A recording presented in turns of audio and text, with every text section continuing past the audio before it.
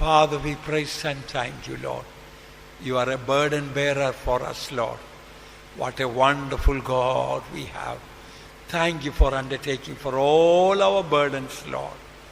Thank you for blessing thy word in Jesus' name. Amen.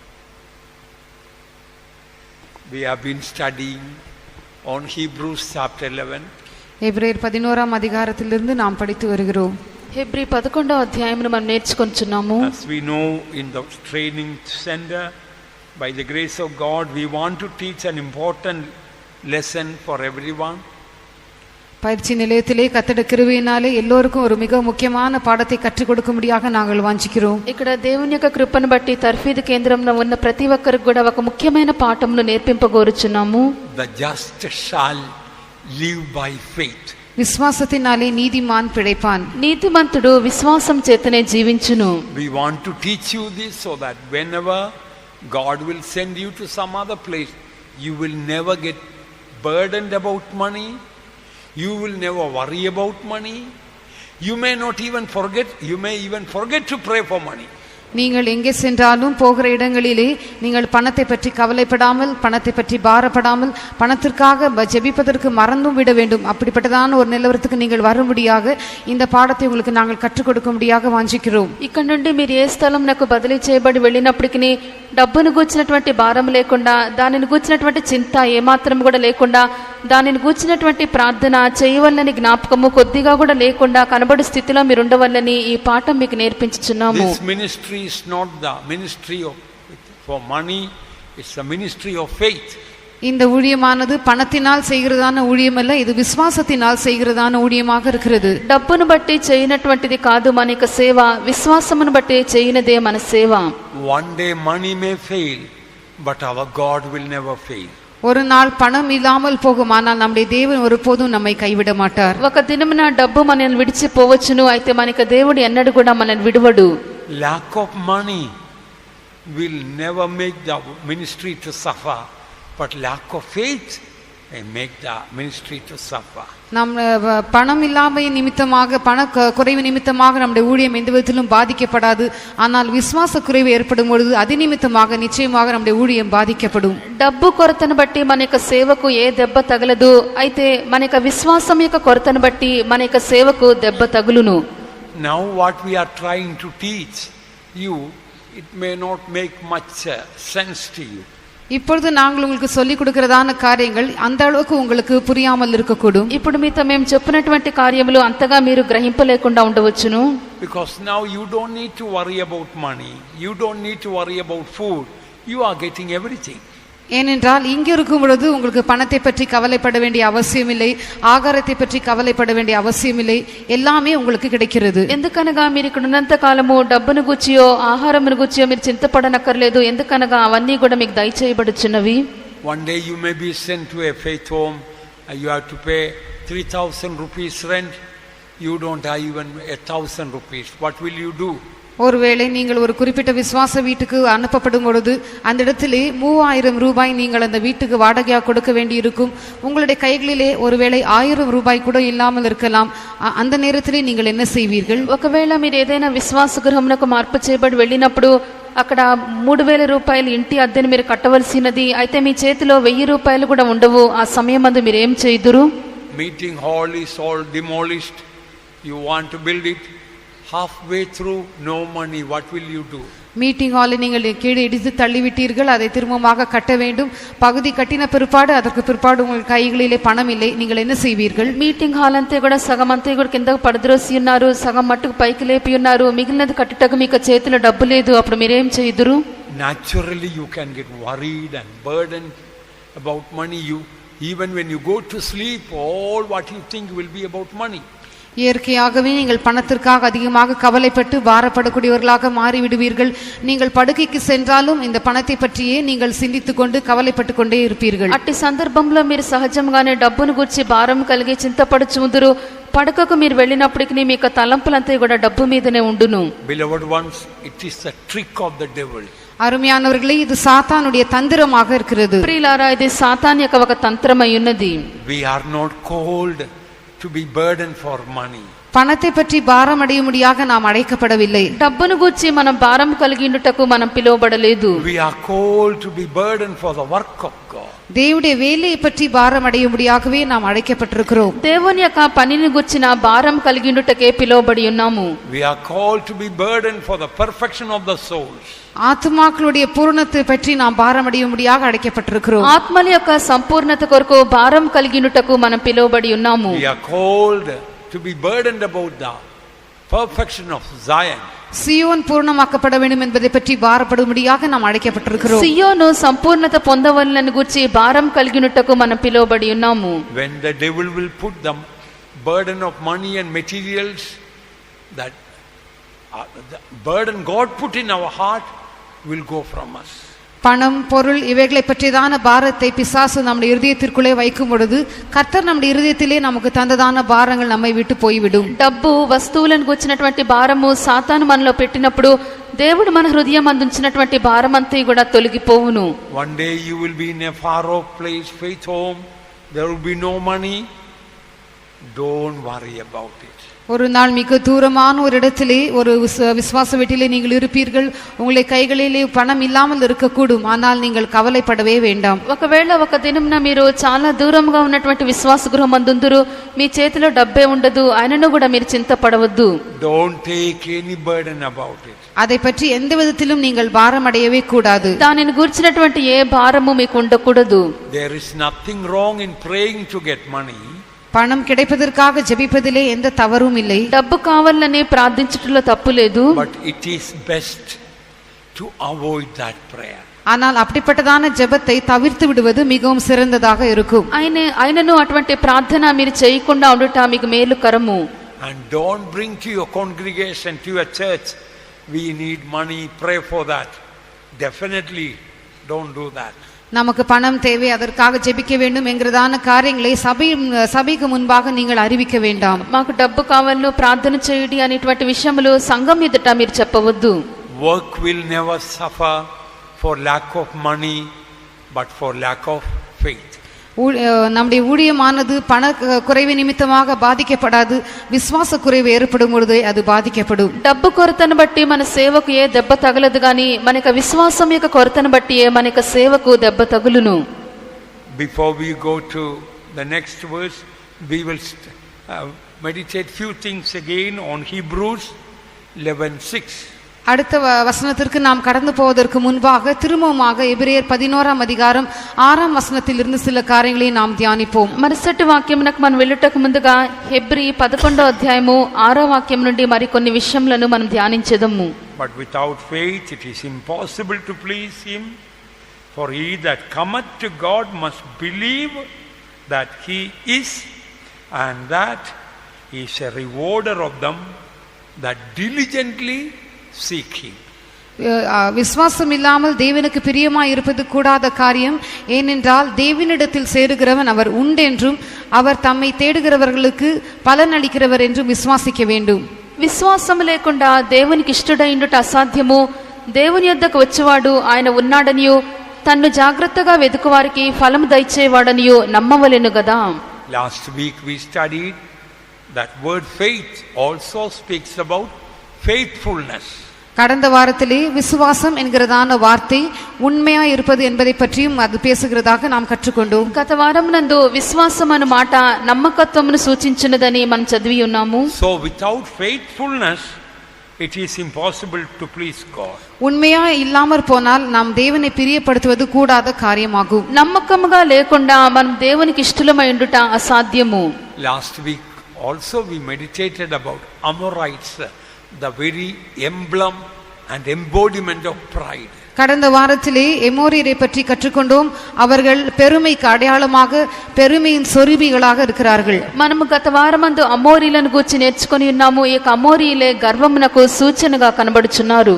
When we destroy that spirit of pride in our life by the grace of God, the Son of Righteousness will stand for us, and the grace of God moon will be staying there to help us. கர்த்தருடைய கிருபையினாலே இந்த எமோரியரை அல்லது பெருமையின் ஆவியை நாம் அடித்து விடும் பொழுது நீதியின் சூரியனாகிய கர்த்தர் மற்றும் சந்திரன் அல்லது கர்த்தருடைய கிருபை நமக்கு உதவி செய்யும்படியாக நமக்காக தரித்து நிற்கும் என்று நாம் కట్టుకొండోం. దేవుని యొక్క కృప చేత అమ్మోరీయులైనటువంటి గర్వపు ఆత్మను మన యొక్క జీవితం నుండి పూర్తిగా మనం నశింపజేసినప్పుడు నీతి సూర్యుడైనటువంటి ప్రభు మన కొరకు నిలుచును. దేవుని యొక్క కృప అయినటువంటి చంద్రుడు కూడా మన కొరకు నిలుచును. He that cometh to God must believe that he is.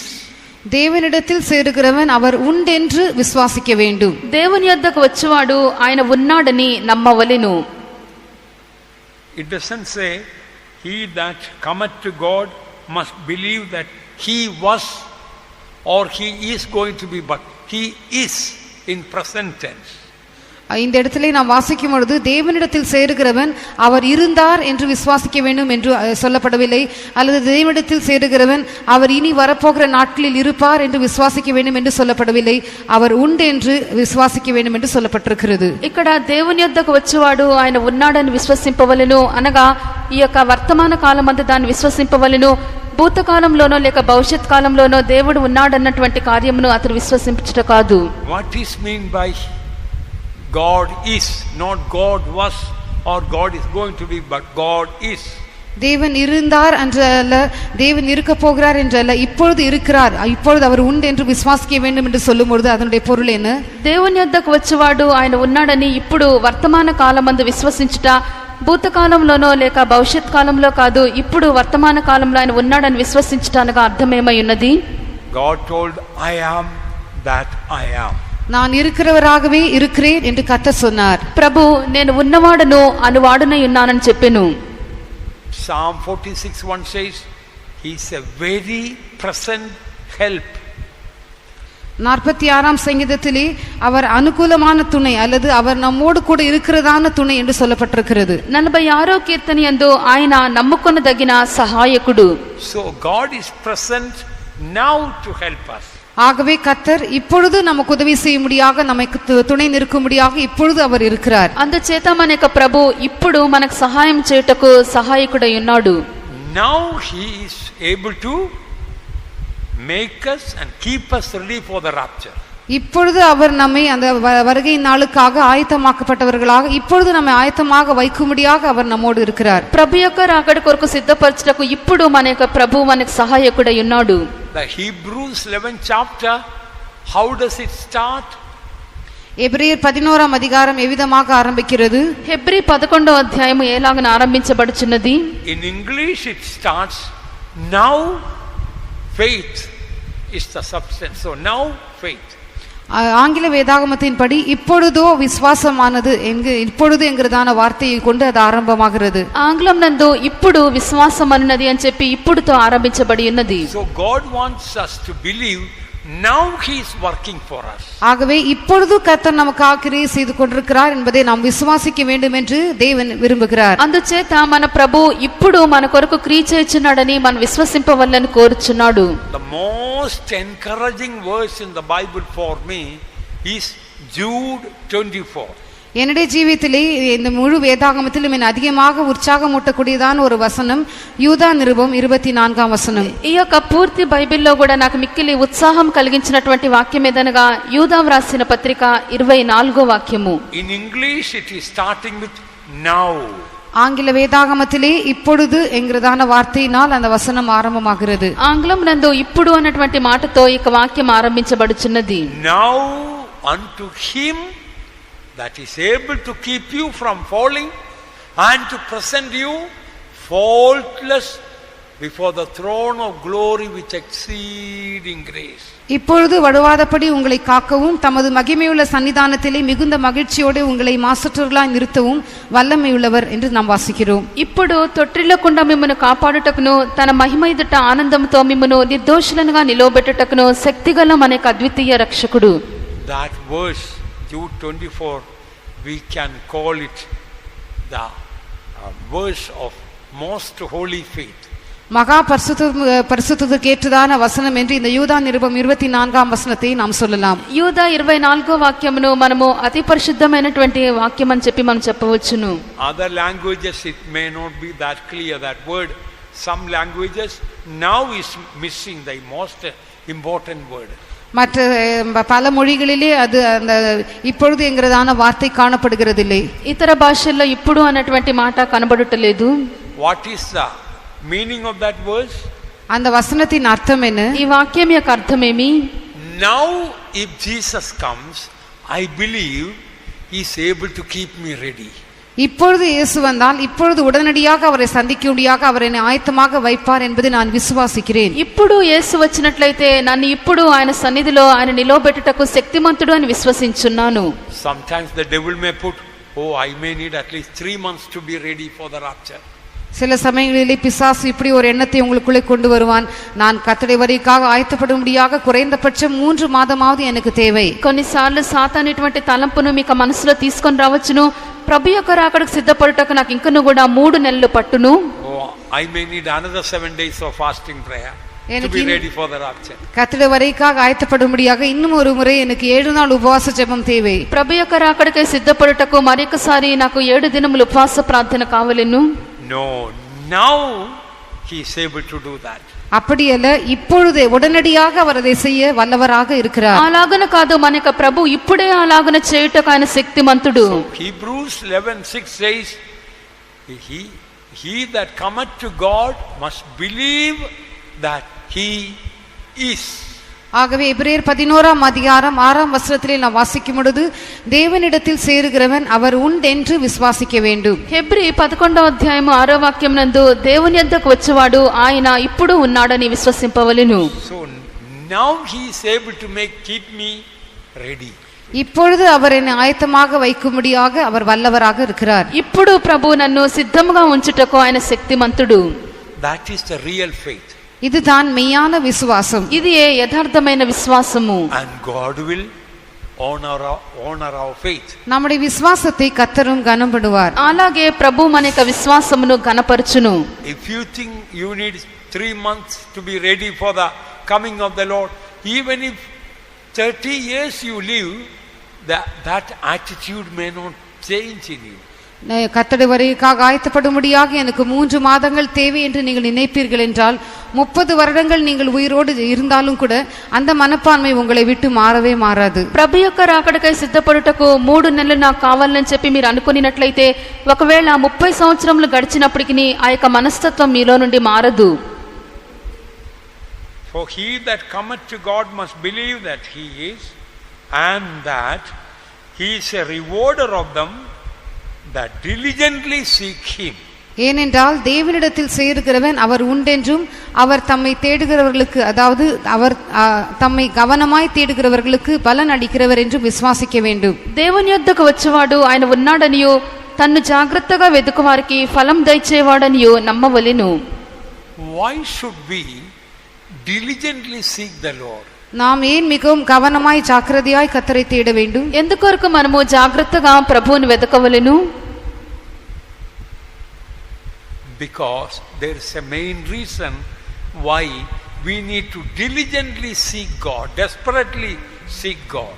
நாம் ஏன் கர்த்தரை மிகவும் கவனமாக மிகவும் ஆவலோடு தேட வேண்டும் என்பதற்கு ஒரு காரணம் உண்டு. మనం ప్రభువును ఎందుకొరకు జాగ్రత్తగా ఎంతో ఆసక్తితో మనం వెతుకుటకు ఒక కారణం ఉన్నది. If I have to seek something that my watch which I lost, or clock which I lost, one thing, unless it is very useful or precious, I may not search for it. என்னுடைய கைகடியாரமோ என்னுடைய கடியாரமோ அது தொலைந்து போனால் அது எனக்கு மிகவும் பிரயோஜனமான ஒன்றாக இல்லாவிட்டால் அதை நான் தேட மாட்டேன். నా యొక్క చేతిలో ఉన్నటువంటి గడియారం అది నాకు లేకుండా అది కనబడకుండా పోయినప్పుడు అది నాకు చాలా ప్రయోజనంగా లేకుండా ఉండినట్లయితే దాన్ని నేను జాగ్రత్తగా వెతుకను. Particularly if we have to diligently seek for something, it must be very precious to us. விசேஷமாக ஏதாகிலும் ஒரு காரியத்தை நாம் கருத்தாய் தேட வேண்டும் என்றால் அந்த காரியம் நமக்கு மிகவும் விலையேற பெற்றதாக இருக்க வேண்டும். మనము ఏదైనా ఒక కార్యమును జాగ్రత్తగా వెతకవాలంటే అది చాలా విశేషమైనటువంటి కార్యముగా ఉండవలెను. 24 hours our heart and mind should be desperately seeking our God. 24 மணி நேரமும் நம்முடைய இருதயமும் நம்முடைய மனதும் மிகவும் தவிப்போடு கர்த்தரை கருத்தாய் தேடுகிறதாக இருக்க வேண்டும். 24 గంటల సమయం కూడా మన యొక్క హృదయము మన మనసు దేవుని ఎంతో ఆసక్తితో వెతుకునదిగా ఉండవలెను. He is the pearl of great price. அவர் மிகவும் விலை உயர்ந்ததான முத்தாக இருக்கிறார். ఆయన అధికమైన విలువ గల అమూల్యమైన ముత్యమై ఉన్నాడు. In him are hid all the treasures, wisdom and knowledge. ஞானம் அறிவு என்பவைகளின் எல்லா பொக்கிஷங்களும் அவருக்குள்ளே மறைந்திருக்கிறது. బుద్ధి జ్ఞానముల యొక్క సర్వ సంపదలు మన యొక్క దేవుని యందే గుప్తములై ఉన్నవి. If we have Jesus, we have all. நமக்கு இயேசு இருப்பார் என்றால் நாம் எல்லாவற்றையும் உடையவர்களாக இருப்போம். మనకు యేసు ఉన్నట్లయితే మనకు సర్వమును ఉండును. So if we have to seek him diligently, we have to be desperate for it. ஆகவே நாம் அவருக்காக அவரை கருத்தாய் தேட வேண்டும் என்றால் அவரை பற்றி ஒரு தவிப்பு நமக்குள்ளே காணப்பட வேண்டும். జాగ్రత్తగా మన యొక్క ప్రభువుని మనం వెతకవాలంటే ఆయన ఎలాగైనా మనం కనుగొనవాలని చెప్పి అంత ఆసక్తితో మనం వెతుకువారముగా ఉందుము. Without any distraction to anything or attraction to anything, we must diligently seek him. வேற எந்த காரியத்தின் மேலும் நம்முடைய கவனத்தை நாம் செலுத்தாமல் வேற எந்த காரியத்தினாலும் நாம் ஈர்க்கப்படாதவர்களாக அவரை மாத்திரமே கருத்தாய் நாம் தேட வேண்டும். మరి ఏ కార్యమందును మన యొక్క శ్రద్ధను మనం నిలుపకుండా ఏ కార్యం చేతను మనం ఆకర్షింపబడకుండా మన యొక్క దేవుని మాత్రమే మనం జాగ్రత్తగా వెతుకవలెను. We have to seek something diligently, that something must be hidden from us. ஏதாகிலும் ஒரு குறிப்பிட்ட காரியத்தை நாம் கருத்தாய் தேட வேண்டும் என்றால் அந்த காரியம் நமக்கு மறைக்கப்பட்டதாக இருக்க வேண்டும். ఏదైనా కార్యమును మనం జాగ్రత్తగా వెతకవాలంటే అది మనకు దాచబడినదిగా ఉండవలెను. If this time pieces or this pocket watch is readily seen by me, not hidden, I don't need to seek for it. It's already there. இந்த பாக்கெட் வாட்ச் என் கண்களுக்கு முன்பாகவே அது காணப்படும் என்றால் நான் அதற்காக தேட வேண்டிய அவசியம் இல்லை, ஏனென்றால் அதை நான் பார்த்து கொண்டிருக்கிறேன். ఈ యొక్క పాకెట్ వాచ్ నా కన్నుల ముందుగా ఉండినట్లయితే దాని నిమిత్తం నేను వెతకనక్కర్లేదు, ఎందుకనగా నేను దాన్ని చూడగలుగుచున్నాను. Our God is hidden. ஆனால் நம்முடைய தேவன் மறைந்திருக்கிறார். అయితే మన యొక్క దేవుడు మరుగుపరుచుకొని ఉన్నాడు. In Isaiah 45:15 we read, verily thou art a God that hideth thyself. ஏசாயா 45ஆம் அதிகாரம் 15ஆம் வசனத்திலே நீர் மெய்யாகவே உம்மை மறைத்துக் கொண்டிருக்கிற தேவனாய் இருக்கிறீர் என்று வாசிக்கிறோம். యెషయా 45వ అధ్యాయము 15వ వాక్యమందు నిశ్చయముగా నీవు నిన్ను మరుగుపరుచుకొను దేవుడవై ఉన్నావు. Because God is humble, he hides himself. தேவன் தாழ்மை உள்ளவராக இருக்கிறபடினால் அவர் தன்னைத்தானே மறைத்துக் கொள்கிறார். దేవుడు తగ్గింపు గలవాడై ఉన్నాడు గనుక తన్ను తాను మరుగుపరుచుకొనుచున్నాడు. Therefore, unless we too are humble, we cannot find God. ஆகவே நாமும் கூட தாழ்மையுள்ளவர்களாக இல்லாமற் போனால் நம்மால் தேவனை கண்டு கொள்ள முடியாது. అలాగే మనము తగ్గింపు గలవారముగా లేకుండా ఉండినట్లయితే మన యొక్క దేవుని మనం కనుగొనలేము. Because our God is humble, only humble can know God and find God. நம்முடைய தேவன் தாழ்மையுள்ளவராக இருக்கிறபடியினால் தாழ்மையுள்ளவர்கள் மாத்திரமே தேவனை அறிந்து கொள்ள முடியும், அவரை கண்டடைய முடியும். మన యొక్క దేవుడు దీనుడై ఉన్నాడు కనుక దీనులు మాత్రమే మన యొక్క దేవుని వెతకగలరు, ఆయనను కనుగొనగలరు.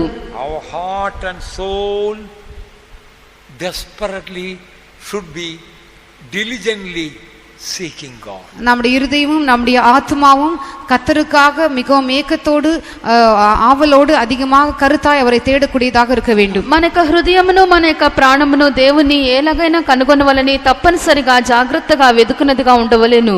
We will read a verse to show how we should desperately seek God. நாம் எப்படி கர்த்தருக்காக மிகவும் தவிப்போடு ஏக்கத்தோடு தேட வேண்டும் என்பதை பற்றி உங்களுக்கு சொல்லிக் கொடுக்கும்படியாக ஒரு வசனத்தை நாம் வாசிப்போம். మనం ఎలాగైనా మన యొక్క దేవుని జాగ్రత్తగా తప్పనిసరిగా మనం వెతకవలని చూపించుటకు ఒక వాక్యం మీతో నేను చెప్పేదను. Please read Psalm 84 verse 2. 84ஆம் சங்கீதம் 2ஆம் வசனம். 84వ కీర్తన 2వ వాక్యము. My soul longeth, yea, even fainteth for the courts of the Lord. My heart and my flesh crieth out for the living God. என் ஆத்துமா கர்த்தருடைய ஆலய பிரகாரங்களின் மேல் வாஞ்சையும் தவனமாயிருக்கிறது. என் இருதயமும் என் மாம்சமும் ஜீவனுள்ள தேவனை நோக்கி கம்பீர சத்தம் இடுகிறது. My soul longeth for the and fainteth for the courts of the Lord. என் ஆத்துமா கர்த்தருடைய ஆலய பிரகாரங்களின் மேல் వాంఛిயும் తవనముమాய் இருக்கிறது. యెహోవా మందిరావరణములు చూడవల్లని నా ప్రాణము ఎంతో ఆశపడుచున్నది, అది సొమ్మసిల్లుచున్నది. Here the psalmist is seeking God with his soul, spirit and body. இந்த இடத்திலே சங்கீதக்காரன் தன்னுடைய ஆவி, ஆத்மா, சரீரம் இவைகளினால் கர்த்தரை தேடுகிறார். ఇక్కడ కీర్తనకర్త దేవుని తన యొక్క ప్రాణముతోనూ ఆత్మతోనూ శరీరంతోనూ వెదుకుచున్నాడు. Sometimes our soul may be seeking God, but our flesh will be seeking lust. சில சமயங்களிலே நம்முடைய ஆத்மாவானது தேவனை தேடுகிறதாகவும் நம்முடைய சரீரமானது மாம்சத்தை தேடுகிறதாகவும் இருக்கும். కొన్ని సందర్భములలో మన యొక్క ప్రాణము దేవుని వెదుకునది గాను, మన యొక్క శరీరము శరీర సంబంధమైన కార్యముల మీదను మనసు కలిగి ఉండును. Here he says, my soul, my heart, my flesh, all these things are crying out for the living God. இந்த இடத்திலே என் ஆத்துமா, என் இருதயம், என் மாம்சம் எல்லாமே ஜீவனுள்ள தேவனை நோக்கி கம்பீர சத்தமிடுகிறது. ఇక్కడ నా ప్రాణము, నా హృదయము, నా శరీరము జీవము గల దేవుని కొరకు కేకలు వేయుచున్నవి. First, my soul longeth. முதலாவதாக என் ஆத்துமா அது வாஞ்சையாய் இருக்கிறது. మొదటిగా నా ప్రాణము ఎంతో ఆశపడుచున్నది. Our soul is the seat of affections, emotions, passions. ஆசாபாசங்கள், இச்சைகள், எதிர்ச்சிகள் இவைகள் எல்லாவற்றின் இருப்பிடமாக நம்முடைய ஆத்மா காணப்படுகிறது. ఆశేచ్ఛలు, ఉద్రేకములు వీటన్నిటికి కూడా పీఠముగా మన యొక్క ప్రాణం కనబడుచున్నది. It is a seat of appetites, desires and feelings. நமக்கு ஆகாரத்தின் மேல் ஒரு பசி உண்டாக்குறதாக, நமக்குள்ளே உணர்ச்சிகளையும் எதிர்ச்சிகளையும் உண்டாக்கக்கூடியதாக அந்த ஆத்மா அதன் இருப்பிடமாக காணப்படுகிறது. అది మన ఆకలి, మన వాంఛ, మన భావనలన్నిటికి కూడా స్థలముగా కనబడుచున్నది. So that shows everything of our soul seeking for the living God. அதாவது நம்முடைய ஆத்மாவோடு சேர்ந்ததான எல்லாமே ஜீவனுள்ள தேவனை நாடி தேடுகிறதாக அது காட்டுகிறது. అదేమనగా మన యొక్క ప్రాణమునకు సంబంధించినటువంటి ప్రతి కార్యము జీవము గల దేవుని దర్శించుటకు కేకలు వేయుచున్నవి. And he says, even faints for the courts of the Lord.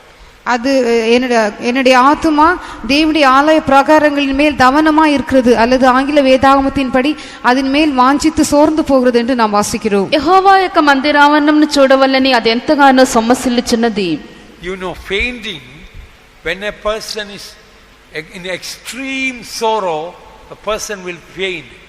So a person, if he is extremely happy, the person will faint. சில சமயங்களிலே ஒரு நபர் மிகவும் அதிகமாக துக்கப்படும் பொழுது அவர் அமிதமாக மயங்கி விடுவார், அல்லது மிக அதிகமான சந்தோஷம் அடையும் பொழுது மயக்கம் அடையக்கூடியதான ஒரு வாய்ப்பு உண்டு. ఒకడు అధికమైనటువంటి దుఃఖం చేత కృంగిపోయినప్పుడు సొమ్మసిల్లుచున్నాడు, మరొక వైపున అధికమైనటువంటి సంతోషం కలిగినప్పుడు కూడా ఒక మనుషుడు దాన్ని బట్టి సొమ్మసిల్లుచున్నాడు.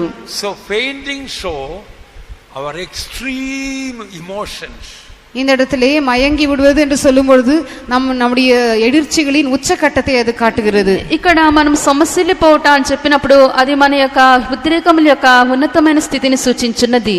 So the meaning is that I want God to be more than anything else in my life, every moment of my life. இதனுடைய அர்த்தம் என்னவென்றால், என்னுடைய ஜீவித்தின் ஒவ்வொரு சனத்திலும் என்னுடைய தேவனே எனக்கு எல்லாவற்றை பார்க்கிலும் எல்லாமாக அதிகமானவராக இருக்க வேண்டும் என்று நான் விரும்புகிறேன். అదేమనగా నా జీవితం యొక్క ప్రతి క్షణంలో కూడా అన్నిటికంటేను సమస్తం మీద నా యొక్క దేవునే నాకు అధికంగా కావాలని నేను కోరుచున్నాను.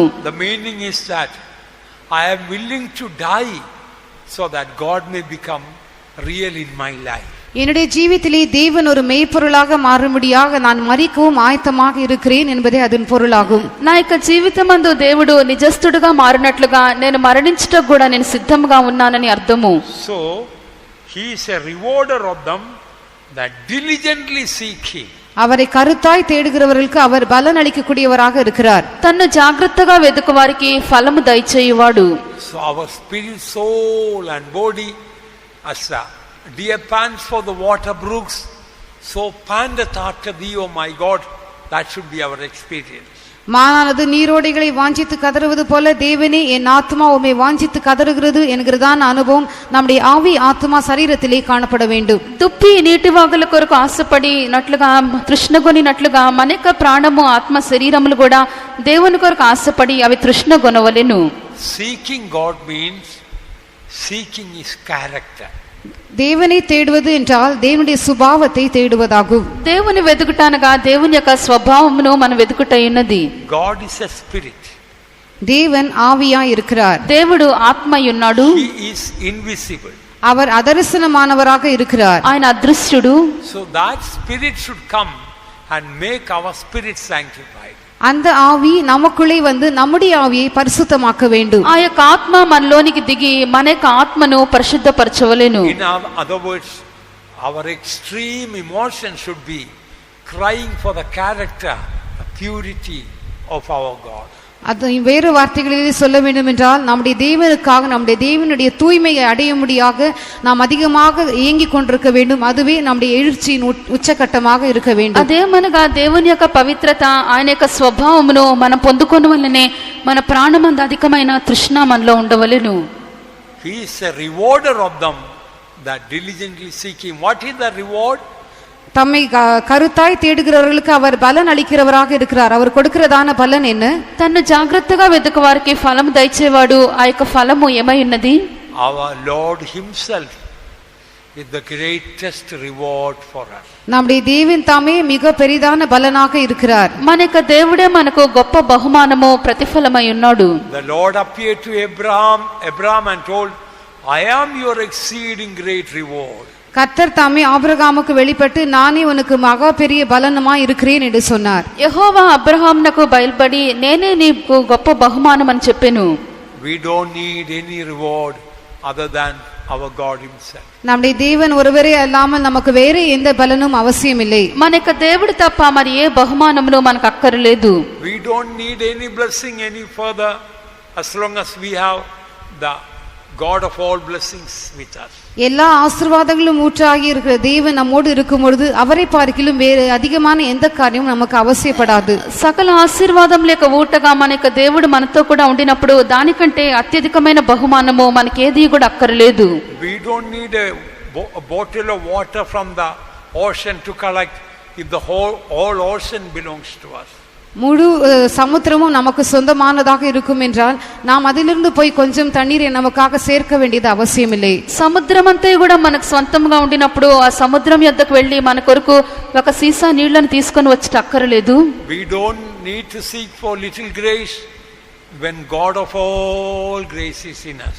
சகல கிருபை பொருந்தினதான தேவன் நமக்குள்ளே இருக்கும் பொழுது கொஞ்சம் கிருபைக்காக நாம் தேட வேண்டிய அவசியமில்லை. సర్వ కృపగల దేవుడు మనతో కూడా ఉండినప్పుడు కొద్దిపాటి కృప కొరకు మనం ప్రభువును వెతకనక్కరలేదు. This is what Saint Paul also was seeking. இதைத்தான் பரிசுத்த பவுலும் நாடிக்கொண்டிருந்தார். ఇదే పరిశుద్ధ పౌలు కూడా వెతుకుచున్నాడు. I count all things but loss and count them as dung that I may win Christ. நான் கிறிஸ்துவை ஆதாயப்படுத்திக் கொள்ளும்படியாக எல்லாவற்றையும் நஷ்டமென்று எண்ணினேன், குப்பையும் நஷ்டமென்று விட்டேன், குப்பையுமாக எண்ணுகிறேன். క్రీస్తును నేను సంపాదించుకొని నిమిత్తము నేను సమస్తమును నష్టంగాను వాటిని పెంటతో సమానముగాను ఎంచుకొనుచున్నాను. In another place Paul says, who is less than the least of all saints is given this grace that I may preach the unsearchable riches of Christ. கிறிஸ்துவின் அளவில்லாத ஆராய்ந்து முடியாததான் ஐஸ்வர்யங்களை பற்றி நான் பிரசங்கம் பண்ணும்படியாக அப்போஸ்தலர்கள் எல்லோரிலும் சிறியோனாகி எனக்கு இந்த கிருபை அளிக்கப்பட்டது என்று அவர் சொல்லுகிறார். మరొక స్థలంలో పరిశుద్ధ పౌలు పరిశుద్ధులందరిలో అత్యల్పుడైనటువంటి నాకు ఈ యొక్క కృప అనుగ్రహించబడి ఉన్నది. ఎందుకనగా శోధింపశక్యము కాని క్రీస్తు యొక్క ఐశ్వర్యమును అన్యజనుల్లో నేను ప్రకటించుటకు ప్రభు ఈ కృప నాకు దయచేసెను. It is good to pray for grace, it is good to pray for blessings. கிருபைக்காக ஜெபிப்பது நல்லது, ஆசீர்வாதங்களுக்காக ஜெபிப்பது நல்லது தான். కృప కొరకు ఆశీర్వాదముల కొరకు మనం ప్రార్థించట చాలా మంచిది. But there is a greater experience of winning Christ. The God of all grace comes into us. God of all blessings come to us. God of all power come to us. கிறிஸ்துவை ஆதாயப்படுத்திக் கொள்கிறதான் ஒரு அதை பார்க்கிலும் பெரிய அனுபவம் உண்டு. அப்படி நாம் செய்யும் பொழுது சகல கிருபை பொருந்தினதான தேவன், சகல ఆశీర్వాదங்களின் ஊற்றாகிய தேவன், సర్వ వల్లమెలుదాన దేవునే நமக்குள்ளே வருகிறார். దీనికంటే కూడా ఒక శ్రేష్టమైనటువంటి అనుభవం ఉన్నది. అదే మనము క్రీస్తును సంపాదించుకొనుట. అలాగ మనం సంపాదించుకొనినప్పుడు సర్వకృప, సర్వ ఆశీర్వాదములు, సర్వ శక్తి గల దేవుడు మనలోనికి వచ్చును. He is a rewarder of them that diligently seek God. தேவனை கருத்தாய் தேடுகிறவர்களுக்கு அவர் பலன் அளிக்கிறவராக இருக்கிறார். దేవుని జాగ్రత్తగా వెతుకు వారికి ఆయన ఫలము దయచేయువాడు. God should fill our thoughts, our mind. கர்த்தர் நம்முடைய சிந்தையை, நம்முடைய எண்ணங்களை நிரப்ப வேண்டும். ప్రభువు మన యొక్క తలంపులను, మన యొక్క మనస్సును నింపవలెను. God should fill our heart or soul. கர்த்தர் நம்முடைய இருதயத்தை அல்லது நம்முடைய ஆத்மாவை நிரப்ப வேண்டும். ప్రభువు మన యొక్క ప్రాణమును, మన హృదయమును నింపవలెను. And our body, our feelings, every fiber of our being should be crying for God. நம்முடைய சரீரம், நம்முடைய உணர்ச்சிகள், நம்முடைய சரீரத்தின் ஒவ்வொரு இழையும் கர்த்தருக்காக அது வாஞ்சையோடு கதறுகிறதாக இருக்க வேண்டும். మన శరీరం యొక్క ప్రతి భాగము, దానిలో ఉన్నటువంటి సమస్తమును, మన భావనలన్నీ కూడా ప్రభువు కొరకే అది వెతుకుచు కేకలు వేయవలెను. Like the psalmist says in Psalm 84:2, my soul longeth and fainteth for the courts of the living God. 84ஆம் சங்கீதம் 2ஆம் வசனத்திலே சங்கீதக்காரன் சொல்லுகிறது போல, என் ஆத்துமா கர்த்தருடைய ஆலய பிரகாரங்களின் மேல் வாஞ்சியும் தவனுமாய் இருக்கிறது. ஜீவனுள்ள தேவனுக்காக அது கெம்பீர சத்தமிடுகிறது. జీవం గల దేవుని దర్శించుటకు యెహోవా మందిరావరణంలో చూడవలెనని నా ప్రాణం ఎంతో ఆశపడుచున్నది, అది సొమ్మసిల్లుచున్నదని కీర్తనకర్త 84వ కీర్తన 2వ వాక్యం అని చెప్పుచున్నాడు. My flesh crieth out to God. என் மாம்சமும் தேவனை நோக்கி கெம்பீர சத்தமிடுகிறது. నా శరీరమును కేకలు వేయుచున్నది. Our God is a God who hideth. நம்முடைய தேவன் தன்னை மறைத்துக் கொள்கிற தேவனாக இருக்கிறார். మన దేవుడు తన్ను మరుగుపరుచుకుని దేవుడై ఉన్నాడు. Because he is so humble.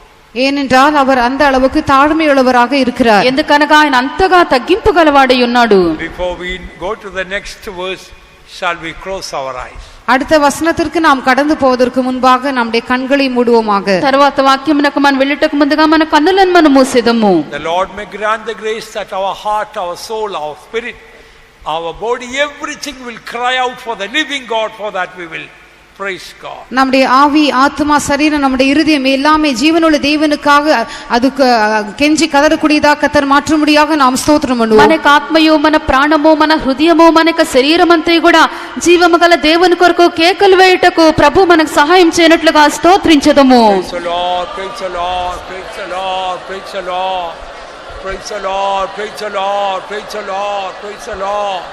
Praise the Lord, praise the Lord, praise the Lord, praise the Lord, praise the Lord. Praise the Lord, praise the Lord, praise the Lord, praise the Lord, praise the Lord, praise the Lord.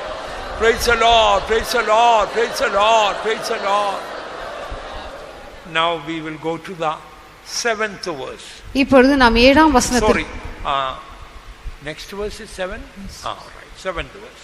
இப்பொழுது நாம் 7ஆம் வசனத்திற்கு கடந்து போவோம். ఇప్పుడు మనం 7వ వాక్యంకు వచ్చేదము. Please read the 7th verse. 7ஆம் வசனத்தை வாசிப்போம். By faith Noah, being warned of God of things not seen as yet, moved with fear, prepared an ark to the saving of his house, by the which he condemned the world and became heir of the righteousness which is by faith. விசுவாசத்தினாலே நோவா தற்காலத்திலே காணாதவைகளை குறித்து தேவ எச்சரிப்பு பெற்று பயபக்தியுள்ளவனாகி தன் குடும்பத்தை ரட்சிப்பதற்கு பேழையை உண்டு பண்ணினான். அதனாலே அவன் உலகம் ஆக்கினைக்குள்ளானதென்று தீர்த்து விசுவாசத்தினால் உண்டாகும் நீதிக்கு சுதந்திரவாளியானான். This is a very important and the longest verse in Hebrews chapter 11. எபிரேயர் 11ஆம் அதிகாரத்திலே இதுதான் மிகவும் முக்கியமான வசனமாக, எல்லா வசனங்களை பார்க்கிலும் மிகவும் நீண்ட வசனமாக இருக்கிறது. హెబ్రీలకు రాసిన పత్రిక 11వ అధ్యాయంలో ఇది చాలా ప్రాముఖ్యమైనటువంటి వాక్యంగాను, చాలా పొడవైన వాక్యంగాను ఉన్నది. All the verses in Hebrews 11 important, but there is something particular emphasis that we all need to learn from this. இந்த எபிரேயர் 11ஆம் அதிகாரத்தில் எழுதப்பட்ட எல்லா வசனங்களும் முக்கியமான வசனங்களாகவே இருக்கின்றன. ஆனாலும் இந்த 7ஆம் வசனத்திலே ஒரு காரியம் வலியுறுத்தி சொல்லப்பட்டிருக்கிறது. அதை நாம் எல்லோருமே நிச்சயமாக கற்றுக்கொள்ள வேண்டியதான ஒரு காரியமாகவே இருக்கிறது. హెబ్రీ 11వ అధ్యాయంలో ఉన్నటువంటి ప్రతి వాక్యం కూడా చాలా ముఖ్యమైనటువంటి వాక్యంగానే కనబడుచున్నది. అయితే ఇక 7వ వాక్యమందు ఒక విశేషమైనటువంటి కార్యము చాలా ఖచ్చితంగా చెప్పబడి ఉన్నది. దాన్ని మనం అందరం కూడా నేర్చుకొని మనం అనుసరింపవలెను. In English Bible, this verse 42 words are there. ஆங்கில வேதாகமத்திலே இந்த வசனத்திலே 42 வார்த்தைகள் காணப்படுகிறது. ఆంగ్లం నందు చదివినప్పుడు ఇక వాక్యమందు 42 మాటలు ఉపయోగించబడి ఉన్నవి. In English Bible, this verse starting by faith, finishing by faith. ஆங்கில வேதாகமத்திலே இந்த வசனம் விசுவாசம் என்கிறதான வார்த்தையினால் ஆரம்பித்து விசுவாசம் என்கிறதான வார்த்தையோடையே முடிகிறது. ఆంగ్ల గ్రంథం నందు మనం చూచినప్పుడు ఈ వాక్యము విశ్వాసం అనే మాటతో ఆరంభించి విశ్వాసం అనే మాటతోనే ముగించబడుచున్నది. Read again in English. By faith Noah, being warned of God of things not seen as yet, moved with fear, prepared an ark to the saving of his house, by the which he condemned the world and became heir of the righteousness which is by faith. By faith, by faith. விசுவாசத்தினாலே என்கிறதான வார்த்தை தான் 2 முறை ஆரம்பத்திலும் முடிவிலும் ஆங்கில வேதாகமத்திலே காணப்படுகிறது. ఆరంభించబడి ముగించబడినప్పుడు ఆంగ్లమందు విశ్వాసమును బట్టి అని చదవగలము. Beginning and ending by faith. విశ్వాసத்தினாலே ఆరంభిத்து విశ్వాసத்தினாலே முடிவு பெறுகிறது. విశ్వాసంతోనే ఆరంభించబడి విశ్వాసంతోనే ముగించబడుచున్నది. That shows we started our spiritual life by faith and we should end our spiritual life also by faith. விசுவாசத்தினாலே நம்முடைய ஆவிக்குரிய ஜீவியத்தை நாம் ஆரம்பித்தோம் என்றும் விசுவாசத்தினாலே அந்த ஆவிக்குரிய ஜீவியத்தை நாம் முடிக்க வேண்டும் என்பதையும் அது காட்டுகிறது. ఇదేమనగా విశ్వాసంతో మనకు ఆత్మీయ జీవితం మనం ఆరంభించి ఉన్నామో విశ్వాసంతోనే దాన్ని మనం పూర్తి చేయవలని మనకు సూచించున్నది. There is a growth in faith life. విశ్వాస జీవితలే ஒரு வளர்ச்சி உண்டு. విశ్వాస జీవితమందు ఒక ఎదుగుదల కనబడుచున్నది.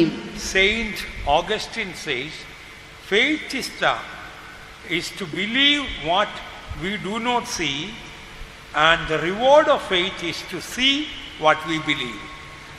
விசுவாசம் என்பது நாம் காணாமல் இருக்கிறதை நம்புவது என்றும் அதனுடைய பலன் என்பது நம்புகிறதை நாம் காணுவதும் ஆகும் என்று పునీత అగస్టిన్ அவர் சொல்லுகிறார். అగస్టిన్ ఇలాగనే చెప్పుచున్నాడు, మనం చూడని దాని గురించి మనం నమ్ముట విశ్వాసమనియో, దానిని మనం దేన్నైతే చూడలేదో దాన్ని మనం పొందుకొనుటే దానికి ప్రతిఫలం అనియో చెప్పుచున్నాడు.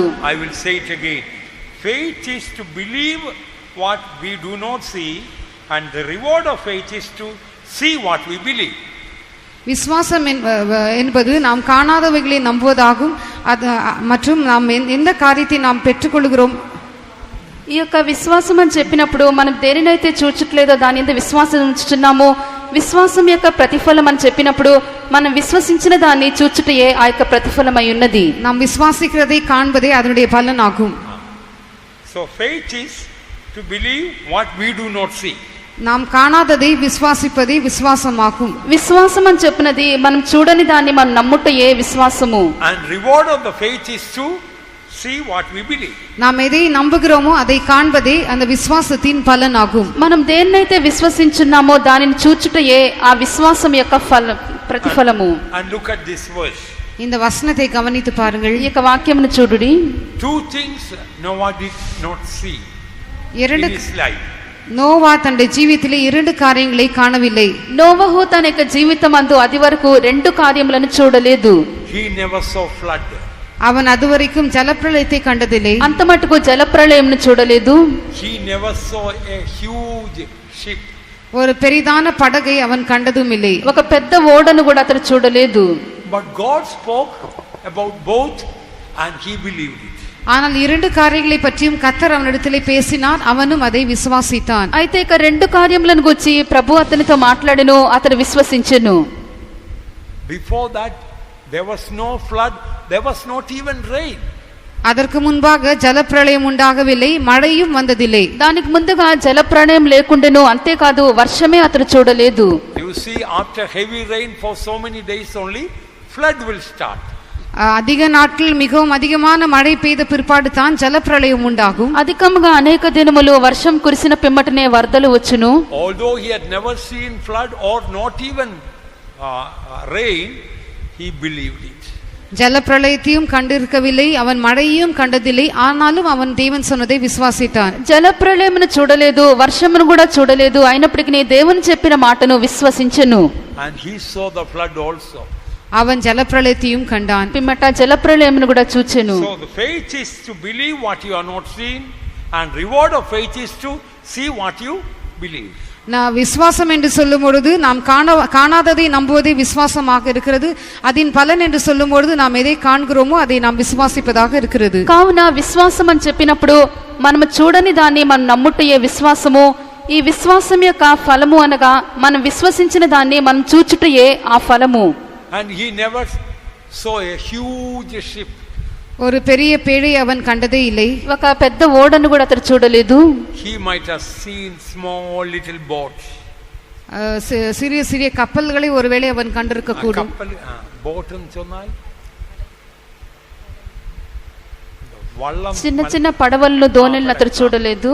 படகு தமிழ் சின்ன படகை அவன் கண்டிருக்க கூடும். You know, he had never seen such a huge ship. பெரிய கப்பலை அவன் கண்டதில்லை. పెద్ద పెద్ద ఓడలను అతడు చూడలేదు. But he believed. Yes, God told him to build it. It's going to become visible.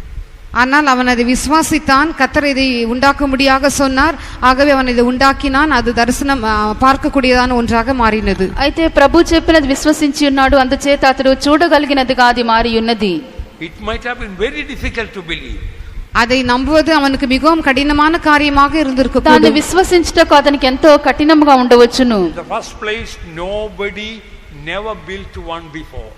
அது முதலாவதாக அதற்கு முன்பாக ஒருவரும் ஒரு பேழையை உண்டு பண்ணினதே இல்லை. దానికి ముందుగా ఎవరు కూడా ఇటువంటి ఓడను కట్టలేదు. There was no ship engineer with any experience of building a ship.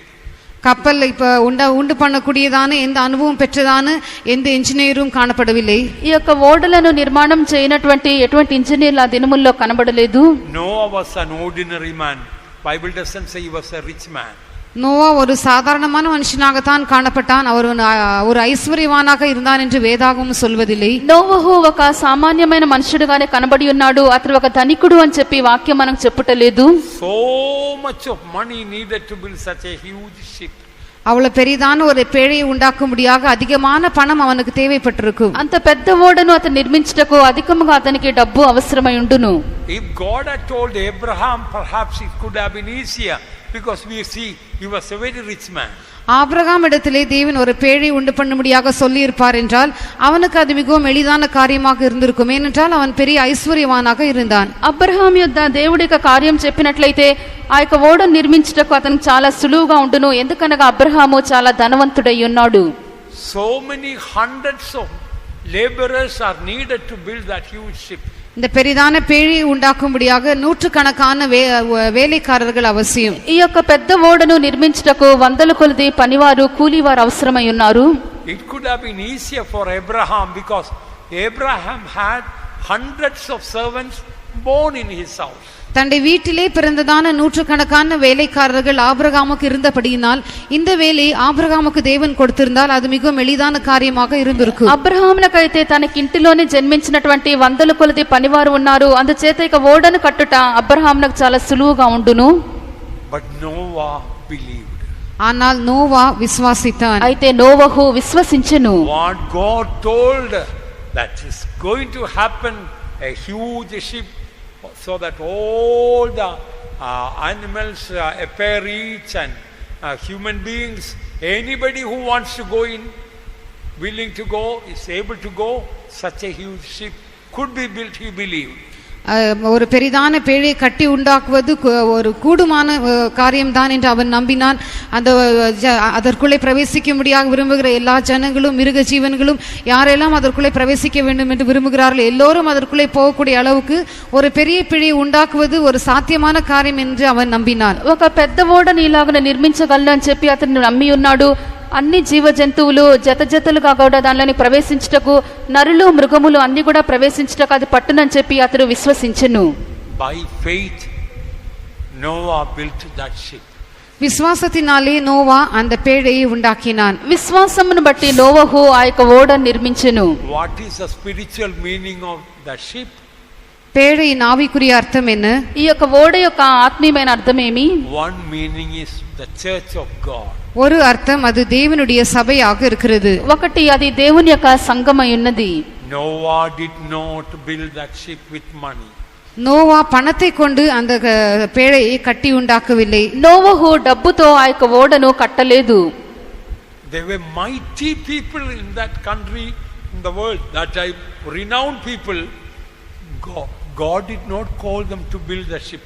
அந்த நாட்டிலே அப்பொழுதுதான் உலகத்திலே எத்தனையோ பெயர் பெற்றவர்கள் வல்லமை வாய்ந்தவர்கள் இருந்தார்கள். ஆனால் அவர்களை எல்லாம் அந்த பேழை உண்டாக்கும்படியாக கர்த்தர் அழைக்கவில்லை. ఆ యొక్క దినముల్లో ఆ కాలమునందు లోకమందు ప్రసిద్ధిగాంచిన వారు ఉన్నారు, బలవంతులైన వ్యక్తులు కనబడి ఉన్నారు. అయితే ప్రభు వారితో ఓడ నిర్మించమని చెప్పలేదు. Read Genesis 6:4. ஆதியாகமம் 6ஆம் அதிகாரம் 4ஆம் வசனத்தை வாசிப்போம். ఆదికాండము 6వ అధ్యాయము 4వ వాక్యం చదువుడి.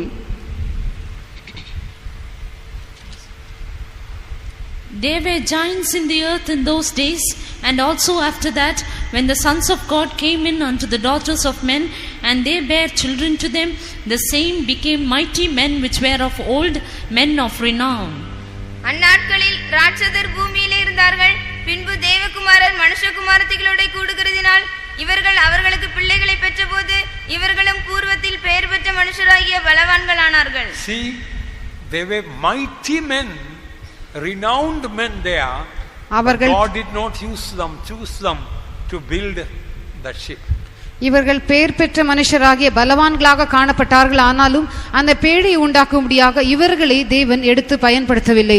వీరు పేరు పొందినటువంటి సూరులుగా కనబడుచున్నారు. అయితే ఓడను కట్టుటకు దేవుడు వారితో చెప్పలేదు. They were great giants there, but God did not choose them to build the ark. அந்த இடத்திலே பெரிய ராட்சதர்கள் காணப்பட்டார்கள். ஆனாலும் அந்த பேழை உண்டாக்கும்படியாக அவர்களை எடுத்து தேவன் பிரயோஜனப்படுத்தவில்லை. అక్కడ బలత్కారులైనటువంటి నెఫిలీలు కనబడి ఉన్నారు. అయితే ఓడను కట్టుటకు దేవుడు వారితో కూడా చెప్పలేదు. God did not, in the New Testament, what is the meaning? God is not calling to build a church with a mighty men, noble men, great men. புதிய ஏற்பாட்டு காலத்திலே தேவன் இந்த சபையை கட்டெழுப்பும்படியாக பலவான்களை வல்லமை உள்ளவர்களை பிரபுக்களை கர்த்தர் எழுப்பவில்லை. ఈ యొక్క క్రొత్త నిబంధనలో కూడా దేవుని యొక్క సంఘమును కట్టుటకు దేవుడు పేరు పొందినటువంటి వారినో బలవంతులైనటువంటి వారినో లేక వారి యొక్క సామర్థ్యం గల వారినో ప్రభు పిలుచుటలేదు. 1 Corinthians 1:26 says, "For you see your calling, brethren, how that not many wise men after the flesh, not many mighty, not many noble are called." முதலாம் கொரிந்தியர் 1ஆம் அதிகாரம் 26ஆம் வசனத்திலே நாம் வாசித்து பார்க்கும் பொழுது, எப்படி எனில் சகோதரரே, நீங்கள் அழைக்கப்பட்ட அழைப்பை பாருங்கள். மாம்சத்தின்படி ஞானிகள் அநேகர் இல்லை, வல்லவர்கள் அநேகர் இல்லை, பிரபுக்கள் அநேகர் இல்லை. మొదటి కొరింథీ 1వ అధ్యాయము 26వ వాక్యంను చదువుడి. సహోదరులారా, మిమ్మల్ని పిలిచిన పిలుపును చూడుడి. మీలో లోకరీతిని జ్ఞానులైనను ఘనులైనను గొప్ప వంశం వారినైనను అనేకులు పిలువబడలేదు. God put faith in the heart of Noah, and he was able to build the ship exactly according to the plan of God. நோவாவின் இருதயத்திலே தேவன் விசுவாசத்தை வைத்திருந்தார். தேவன் எப்படி தன்னுடைய மனதிலே திட்டம் கொண்டிருந்தாரோ அதே போல அந்த பேழையை அவன் செய்து முடித்தான். నోవహు యొక్క మనసులో దేవుడు విశ్వాసమును కలిగించెను. దేవుడు ఎలాగన ఉద్దేశించి ఉన్నాడో ఆ యొక్క ఉద్దేశ ప్రకారమే పథకం ప్రకారంగానే నోవహు ఓడను కట్టెను. How did Noah get such a great, most holy faith? நோவாவுக்கு எப்படி இப்படிப்பட்டதான ஒரு மகா பரிசுத்தமான விசுவாசம் கிடைத்தது? నోవహునకు ఎలాగన ఇటువంటి అతి పరిశుద్ధమైనటువంటి విశ్వాసము అతనిలో కలిగెను. How did he get that faith? அந்த விசுவாசம் எவ்விதமாக அவனுக்குள்ளே உண்டானது? ఆ యొక్క విశ్వాసము ఎలాగన అతనిలో కలిగెను? Purely by the grace of God. దేవుని சுத்த கிருபையினால் மாத்திரமே அது உண்டானது. దేవుని యొక్క కృప చేత మాత్రమే అది కలిగెను. Genesis 6:8 says, Noah found grace in the eyes of the Lord. நோவாவுக்கோ கர்த்தருடைய கண்களில் கிருபை கிடைத்தது என்று ஆதியாகமம் 6ஆம் அதிகாரம் 8ஆம் வசனத்திலே நாம் வாசிக்கிறோம். ఆదికాండము 6వ అధ్యాయము 8వ వాక్యమందు నోవహు యెహోవా దృష్టి యందు కృప పొందినవాడాయెను. So in other words, to build this huge ship, you and I, what we need is faith and grace. வேறு வார்த்தைகளிலே இந்த ஒரு பெரிதான பேழை உண்டாக்கும்படியாக உங்களுக்கும் எனக்கும் தேவையான காரியங்கள் விசுவாசமும் கிருபையும். మరొక విధముగా ఇక గొప్ప ఓడమ కట్టుటకు నీకు నాకు అవసరమైనది ఏమయ్యున్నది, అది విశ్వాసము కృప. I want to share with you one of my burdens in the ministry. ஊழியத்திலே எனக்கு இருக்கிறதான ஒரு குறிப்பிட்ட பாரத்தை உங்களிடத்திலே நான் பகிர்ந்து கொள்ளும்படியாக விரும்புகிறேன். సేవలో నాకున్నటువంటి భారముల్లో ఒక భారమును మీతో నేను పంచుకొని కోరుచున్నాను. I am worried about the servants of God who are worried about money. பணத்தை பற்றி கவலைப்படுகிறதான ஊழியக்காரரை பற்றி நான் கவலை உள்ளவனாக இருக்கிறேன். డబ్బును గురించి చింత కలిగినటువంటి సేవకులను గురించి నేను చింతపడుచున్నాను. So many servants of God are worried about money. We don't have enough money. We don't have enough money. எத்தனையோ தேவனுடைய ஊழியக்காரர் பணத்திற்காக அதிகமாக கவலைப்படுகிறார்கள். எங்களுக்கு போதுமான பணம் இல்லை, எங்களுக்கு தேவையான அளவுக்கு பணம் இல்லை என்று சொல்லிக் கொண்டே இருக்கிறார்கள். ఎంతో మంది సేవకులు డబ్బును గురించి చింత కలిగి భారం కలిగి కనబడుచున్నారు. చాలినంత డబ్బు మాకు లేదే అని అనుకొనిచు ఉన్నారు. Please pray for money. தயவுசெய்து We need money for this, for that and for other things. எங்களுக்கு இந்த காரியத்திற்காக அந்த காரியத்திற்காக பல காரியங்களுக்காக பணம் தேவைப்படுகிறது. தயவு செய்து எங்களுக்கு பணம் கிடைக்கும்படியாக ஜெபம் பண்ணுங்கள். దీని కొరకు దాని కొరకు ఇతర కార్యముల కొరకు డబ్బు మాకు అవసరమైనది. దయచేసి డబ్బు కొరకు మీరు ప్రార్థన చేయుడి. One man of God says, if God's work is done in God's way, God's supply will never lack.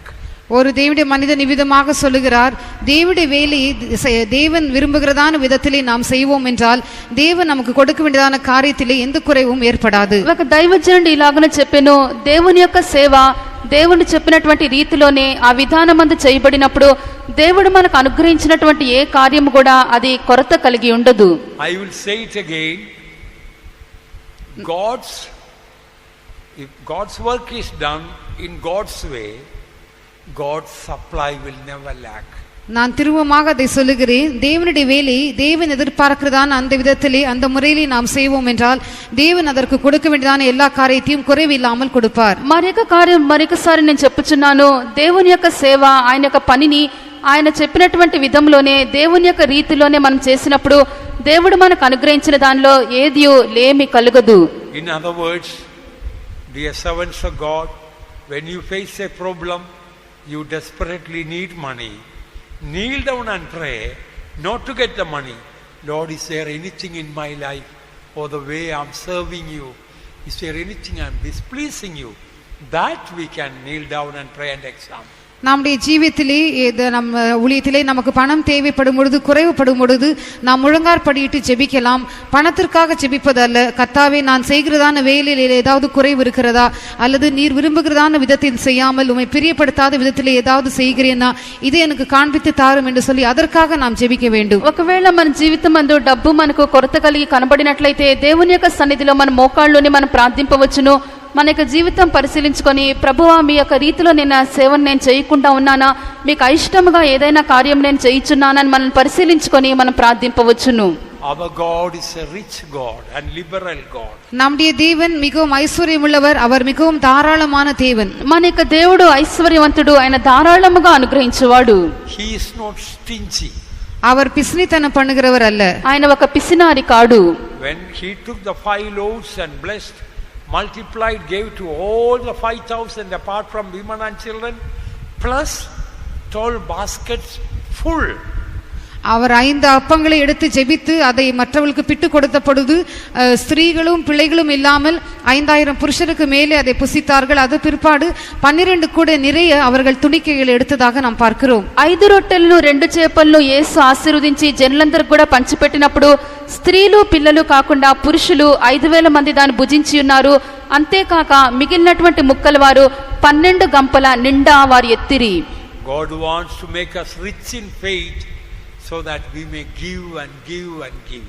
நாம் மற்றவர்களுக்கு கொடுத்து கொடுத்து கொடுத்து கொண்டே இருக்கும்படியாக விசுவாசத்திலே நம்மை ஐஸ்வர்யவான்களாக மாற்றும்படியாக தேவன் விரும்புகிறார். ఇతరులకు మనం ఇచ్చుచు వారికి ఇచ్చుచు ధారాళముగానే ఇచ్చువారముగా కనబడిన నిమిత్తము ప్రభు మనను విశ్వాసమందు ఐశ్వర్యవంతులనుగా మార్చును. Now coming to the 7th verse, by faith Noah, being warned of God of things not seen as yet, moved with fear. எபிரேயர் 11ஆம் அதிகாரம் 7ஆம் வசனத்தை வாசிக்கும் பொழுது, விசுவாசத்தினாலே நோவா தற்காலத்திலே காணாதவைகளை குறித்து தேவ எச்சரிப்பு பெற்று பயபக்தி உள்ளவனாகி. 7వ వాక్యం నందు విశ్వాసమును బట్టి నోవహు అది వరకు చూడని సంగతులను గురించి దేవుని చేత హెచ్చరింపబడి భయభక్తులు కలవాడి. Other translations are written in a different way. Here, he by faith he moved. There is a move in faith. விசுவாசத்தினால் அவன் அசைந்தான் என்று ஆங்கில மொழிபெயர்ப்பில் சொல்லப்பட்டிருக்கிறது. விசுவாசம் என்று சொல்லும்பொழுது அதில் ஒரு அசைவு உண்டு. విశ్వాసం ఆంగ్లంలో మనం చదివినప్పుడు ఇక విశ్వాసం చేత అతడు కదిలించబడినని చెప్పబడి ఉన్నది. అనగా విశ్వాసం చేత అతడు రేపబడి ఉన్నాడు. By faith Noah moved. விசுவாசத்தினாலே நோவா அசைந்தான் அல்லது ஏவப்பட்டான். విశ్వాసం చేత నోవహు రేపబడెను. Faith has got a move, a positive move. விசுவாசம் என்று சொல்லும் பொழுது அது முன்னோக்கி செல்லக்கூடிய ஒன்றாக இருக்கிறது. విశ్వాసం అని చెప్పినది అది ముందుకు సాగుటకు మనల్ని ముందుగా మనల్ని తీసుకొని పోవును. In other words, faith will move us, push forward us to do the right thing.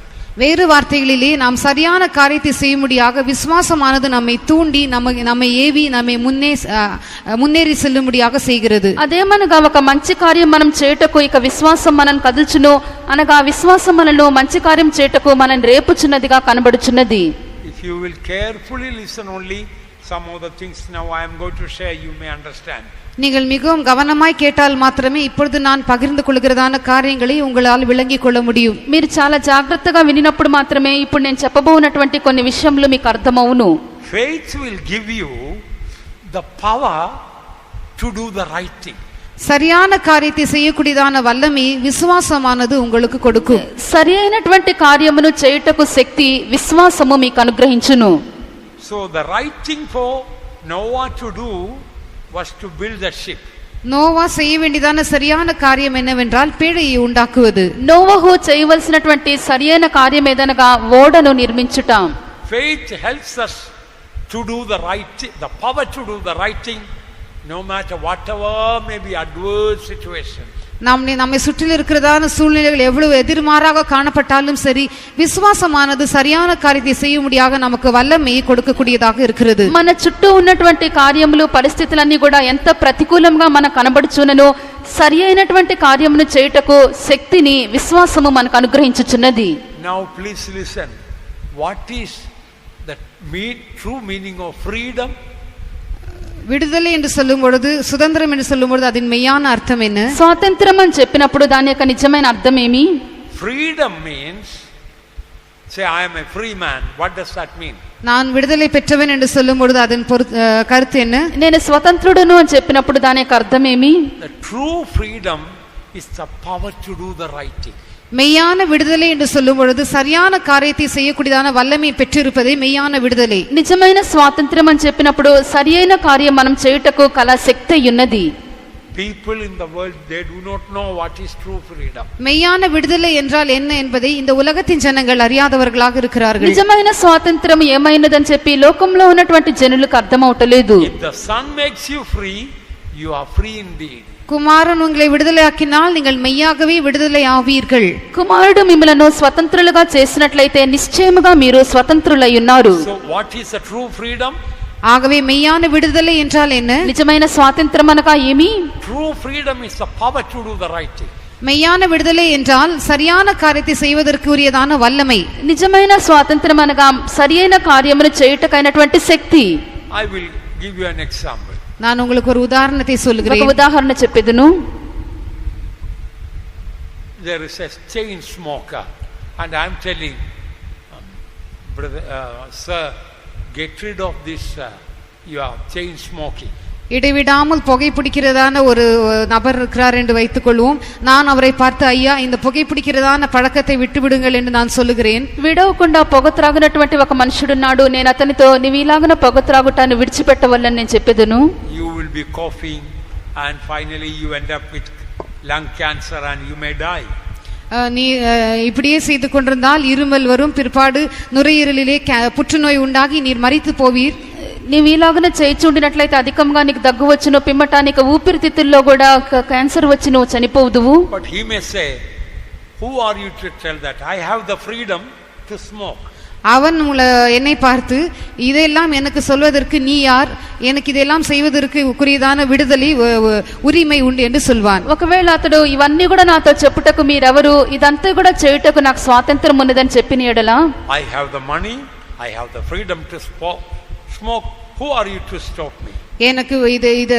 எனக்கு பணம் தேவை இருக்கிறது, இதற்கு தேவையான பணம் என்னிடத்தில் இருக்கிறது, புகைப்பிடிக்கும்படியாக அதற்கு ஏற்றதான விடுதலையும் நான் பெற்றிருக்கிறேன், நீ ஏன் என்னை கேட்கிறாய் என்று அவன் சொல்லக்கூடும். నా చేతిలో డబ్బు ఉన్నది, నేను పొగ త్రాగుటకు నేను స్వతంత్రుడను, నాకు చెప్పుటకు నీవెవరు అని అనినెడలా. So if I say, all right, you say you are free to smoke, are you free not to smoke? அப்பொழுது நான் அவனை பார்த்து, சரி, நீ புகைப்பிடிக்கும்படியாக உனக்கு விடுதலை பெற்றவனாக இருக்கிறேன் என்று நீ சொல்லுகிறாயே, புகைப்பிடிக்காமல் இருப்பதற்கு நீ விடுதலை பெற்றவனாக இருக்கிறாயா? అలాగైనట్లయితే సరే, పొగ త్రాగుటకు నువ్వు స్వతంత్రుడవే, పొగ త్రాగకుండా ఉండు నిమిత్తం కూడా నువ్వు స్వతంత్రుడవై ఉన్నావా అని అడిగితిని. Even can you remain one day without smoking? ஒரே ஒரு நாள் உன்னால் புகைப்பிடிக்காமல் இருக்க முடியுமா? ఏదైనా ఒక్క దినమైన నువ్వు పొగ త్రాగకుండా నువ్వు ఉండగలవా? Have you got the freedom not to smoke? புகைப்பிடிக்காமல் இருப்பதற்கு நீ விடுதலை பெற்றவனாக இருக்கிறாயா? పొగ త్రాగకుండా ఉండుటకు నువ్వు స్వాతంత్రం పొంది ఉన్నావా? Oh no, you not even 1 hour. ஒரு மணி நேரம் கூட அப்படி இருக்கும்படியாக என்னால் முடியாது. లేదు, ఒక గంట సమయం కూడా నేను ఉండలేను. So what they say as freedom, we know it is a bondage. அவர்கள் எதை விடுதலை சுயாதீனம் என்று சொல்லுகிறார்களோ அது ஒரு கட்டாக, ஒரு அடிமைத்தனமாக இருக்கிறது. వారు దేనినైతే స్వాతంత్ర్యం అని చెప్పుకొంచున్నారో అది వారు ఒక బానిసత్వంలో ఉన్నట్లుగా మనకు అర్థమవుతున్నది. They may say I am free to smoke, I am free to drink and so many other sins, but they are bound with that. நான் குடிக்கும்படியாக, நான் புகைப்பிடிக்கும்படியாக, மற்ற எத்தனையோ பாவங்களில் ஈடுபடும்படியாக சுயாதீனம் பெற்றவனாக இருக்கிறேன் என்று அவர்கள் சொல்லக்கூடும். ஆனால் அவர்கள் எல்லாவற்றுக்கும் அடிமைகளாகவே இருக்கிறார்கள். పొగ త్రాగుటకు, మద్యం త్రాగుటకు, వీటన్నిటికి కూడా స్వతంత్రులుగా ఉన్నామని వారు చెప్పుకొనిచున్నారే కానీ నిజంగా వారందరూ దానికి బానిసలై ఉన్నారు. So true freedom is the power to do the right thing. ஆகவே மெய்யான சுயாதீனம் அல்லது விடுதலை என்று சொல்லும் பொழுது சரியான காரியத்தை செய்வதற்கு ஏற்றதான வல்லமை. నిజమైన స్వాతంత్ర్యం అని చెప్పినప్పుడు సరి అయిన కార్యమును చేయుటకైనటువంటి శక్తి. You may know what the right thing to do, but you may not have the power to do it. சரியான காரியம் என்னவென்று நீங்கள் அறிந்திருப்பீர்கள், ஆனால் அதை செய்வதற்கேற்றதான வல்லமை உங்களுக்கு இல்லாமல் இருக்கலாம். సరి అయిన కార్యము ఏదని చెప్పి మీరు ఎరిగి ఉండవచ్చు, అయితే దాన్ని చేయుటకైనటువంటి శక్తి మీలో లేకుండా ఉండవచ్చును. So faith gives the power to do the right thing in the right time. ஆகவே சரியான நேரத்திலே சரியான காரியத்தை செய்வதற்கேற்றதான வல்லமை விசுவாசம் உங்களுக்கு கொடுக்கிறது. సరి అయినటువంటి కార్యమును సరి అయిన తగిన సమయమందు చేయుటకు శక్తి విశ్వాసం మీకు ఇచ్చుచున్నది. In other words, true faith is the true freedom. வேறு வார்த்தைகளிலே மெய்யான விசுவாசமே மெய்யான விடுதலையாக இருக்கிறது. మరొక మాటల్లో నిజమైన విశ్వాసమే నిజమైన స్వాతంత్ర్యము. That is why in Galatians 5:1 that stand fast in the liberty wherewith Christ has made you free. கிறிஸ்து உங்களை விடுதலையாக்கினான். அந்த விடுதலை, அந்த சுயாதீனத்திலே நீங்கள் சுயாதீன நிலைமையிலே நிலைத்திருக்க வேண்டும், நிலை கொண்டிருக்க வேண்டும் என்று கலாத்தியர் 5వ அதிகாரம் 1వ వచనத்திலே వాసిக்கிறோம். గలతీయులకు రాసిన పత్రిక 5వ అధ్యాయము మొదటి వాక్యమందు క్రీస్తు మీకు స్వాతంత్రం అనుగ్రహించును, కావున ఆ యొక్క స్వాతంత్రమందు మీరు స్థిరముగా నిలిచియుండుడి అని చెప్పబడెను. Stand fast therefore in the liberty wherewith Christ hath made us free, and be not entangled again with the yoke of bondage. Now I want to come to the essence of what I wanted to mention now. இப்பொழுது நான் இந்த வசனத்தின் மூலமாக உங்களுக்கு நான் சொல்லிக் கொடுக்க வேண்டியதான் அந்த மெய்ப்பொருளை, அந்த மைய பொருளுக்கு நான் வரும்படியாக வாஞ்சிக்கிறேன். ఇప్పుడు ఈ వాక్యం ద్వారా నేను మీతో చెప్పగోర్చున్నటువంటి ఆ ముఖ్యమైన విషయం నాకు సారాంశం నాకు నేను వచ్చుచున్నాను. True faith brings us to true freedom. மெய்யான விசுவாசமானது மெய்யான சுயாதீனத்தை நமக்குள்ளே உண்டாக்குகிறது. నిజమైన విశ్వాసము మనలో నిజమైనటువంటి స్వాతంత్రమునకు తీసుకొని వచ్చును. Through this faith only we can build the church of God, this huge ship. இந்த விசுவாசத்தின் மூலமாக மாத்திரமே இந்த பெரிதான பேழை ஆகிய தேவனுடைய சபையை நம்மால் கட்ட முடியும். ఈ యొక్క విశ్వాసం చేతనే మనము ఈ యొక్క పెద్ద ఓడ అయినటువంటి దేవుని యొక్క సంఘమును మనం కట్టగలము. Those who do not have faith, they may build a huge building, but they cannot build the church of God. விசுவாசம் இல்லாதவர்கள் பெரிதான கட்டிடங்களை கட்டலாம், ஆனால் தேவனுடைய சபையை அவர்களால் கட்ட முடியாது. విశ్వాసము లేనటువంటి వారు పెద్ద కట్టడములను వారు నిర్మించవచ్చును, అయితే దేవుని యొక్క సంఘమును వారు కట్టలేరు. True faith gives us the power to do the right thing, to build the church. மெய்யான விசுவாசமானது மெய்யான காரியத்தை செய்யும்படியாக, சரியான காரியத்தை செய்யும்படியாக அல்லது மெய்யான சபையை கட்டும்படியாக தேவையான வல்லமையை நமக்கு தருகிறது. నిజమైన విశ్వాసము సరియైన కార్యమును చేయుటకు శక్తినిచ్చును. ఈ సరియైన కార్యమే దేవుని యొక్క సంఘమును కట్టుటయున్నది. Whether there is money or no money, பணம் இருக்கிறதோ பணம் இல்லையோ, డబ్బు ఉన్నదో లేదో, whether people are helping us or cooperating or not, ஜனங்கள் நமக்கு உதவி செய்கிறார்களோ நமக்கு ஒத்து உடைக்கிறார்களோ இல்லையோ, జనులు మనకు సహాయం చేయుచున్నారో మనతో సహకరించుచున్నారో లేదో, by faith Noah moved. விசுவாசத்தினாலே நோவா முன்னேறி சென்றான். విశ్వాసం చేత నోవహు ముందుకు రేపబడి ఉన్నాడు. Faith has got a move. விசுவாசம் நம்மை முன்னேறி செய்யக்கூடியதாக இருக்கிறது. విశ్వాసం మనను సరిగా ముందుకు కదల్చును. A positive move towards the right direction. சரியான திசையை நோக்கி நாம் நேராக ஓடும்படியாக அது நமக்கு செய்கிறது. సరైనటువంటి దిక్కునకు సరైన రీతిగా మన ముందుకు మనను సాగజేయును. Gates of hell cannot prevail against the church of God. பாதாளத்தின் வாசல்கள் சபையை மேற்கொள்வதில்லை. పాతాళ లోక ద్వారములు సంఘం ఎదుట నిలవబడ నేరవు. Go by faith and build the church of God. விசுவாசத்தினாலே புறப்பட்டு போய் தேவனுடைய சபையை கட்டி எழுப்புங்கள். విశ్వాసం చేత బయలుదేరి వెళ్ళుడి, దేవుని యొక్క సంఘమును కట్టుడి.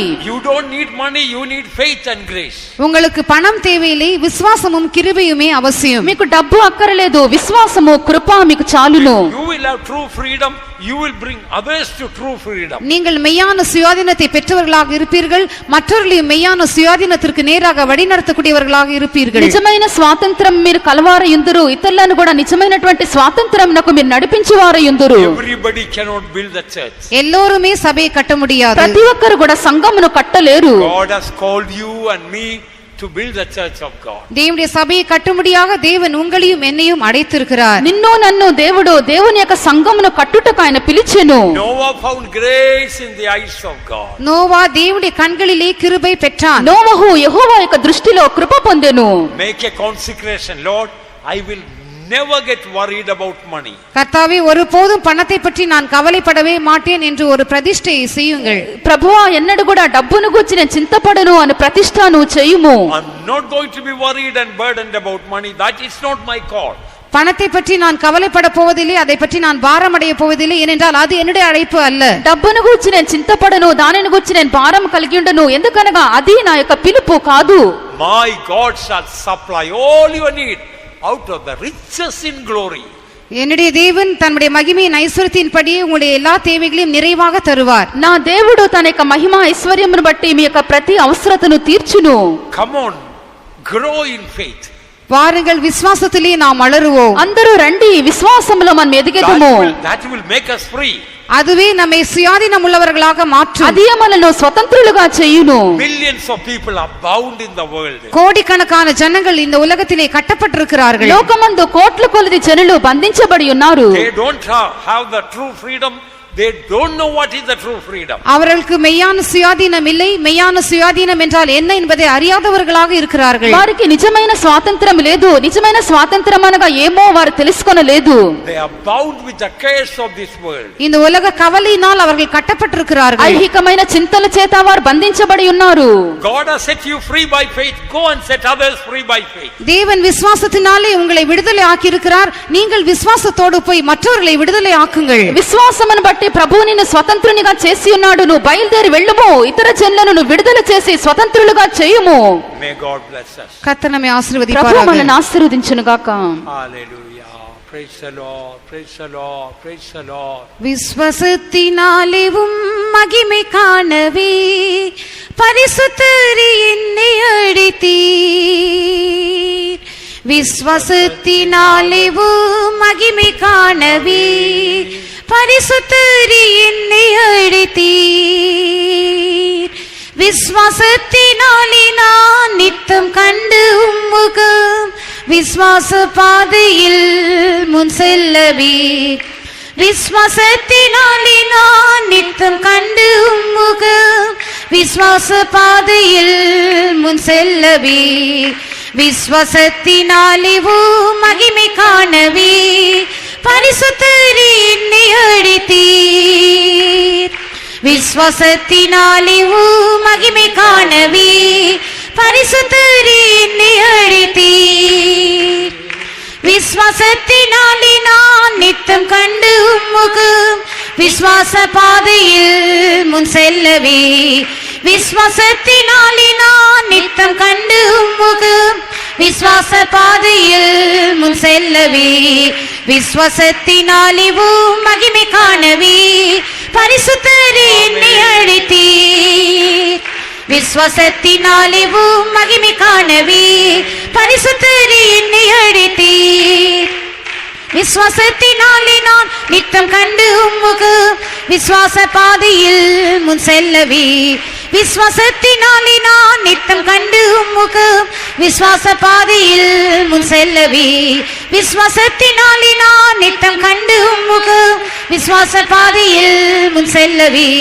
விசுவாசத்தினாலே நான் நித்தம் கண்டு உம்முகம் விசுவாச பாதையில் முன் செல்லவே. விசுவாசத்தினாலே நான் நித்தம் கண்டு உம்முகம் விசுவாச பாதையில் முன் செல்லவே. விசுவாசத்தினாலே நான் நித்தம் கண்டு உம்முகம் விசுவாச பாதையில் முன் செல்லவே. விசுவாசத்தினாலே நான் நித்தம் கண்டு உம்முகம் விசுவாச பாதையில் முன் செல்லவே. ஹalleluya ஹalleluya ஹalleluya ஹalleluya ஹalleluya ஹalleluya ஹalleluya ஹalleluya ஹalleluya ஹalleluya.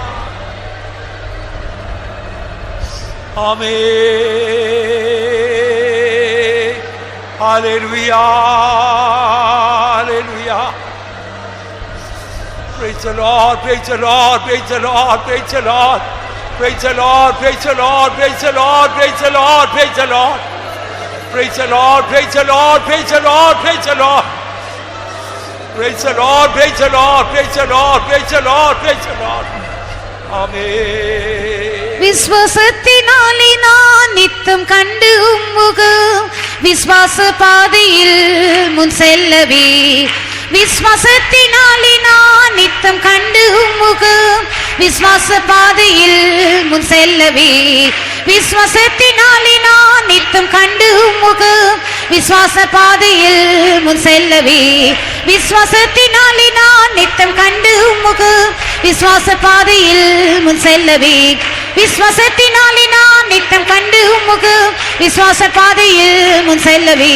விசுவாசத்தினாலே நான் நித்தம் கண்டு உம்முகம் விசுவாச பாதையில் முன் செல்லவே. விசுவாசத்தினாலே நான் நித்தம் கண்டு உம்முகம் விசுவாச பாதையில் முன் செல்லவே. Hallelujah. Hallelujah.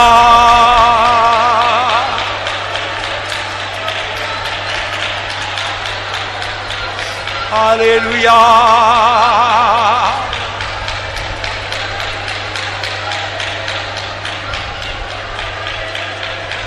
Hallelujah. Hallelujah.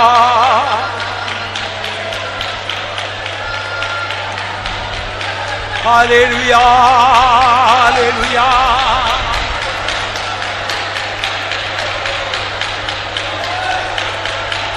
Praise the Lord.